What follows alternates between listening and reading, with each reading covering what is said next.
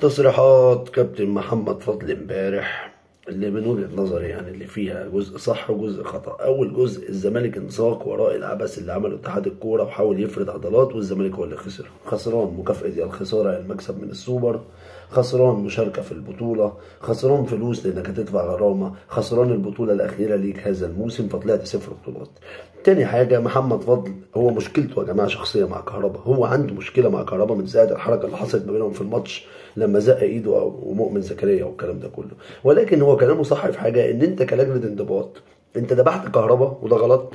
اتنين، انت مطلع القرار بعدها ب4 شهور، لا انت طلع لي القرار في وقتها. وكهربا يعني عقوبته هو اخطأ بس يعني مش 12 ماتش، يعني اديله 4 اديله 6 اديله 3 اديله 8 اديله 6 يا عم، اديله الحاجات دي بس ما تطلعليش القرار بعد 4 شهور. الزمالك معاه حق ومعهوش حق لانه خسر نفسه القضيه، خسر البطوله، بيراميدز راح يلعب على البطوله ودي بطوله من ماتش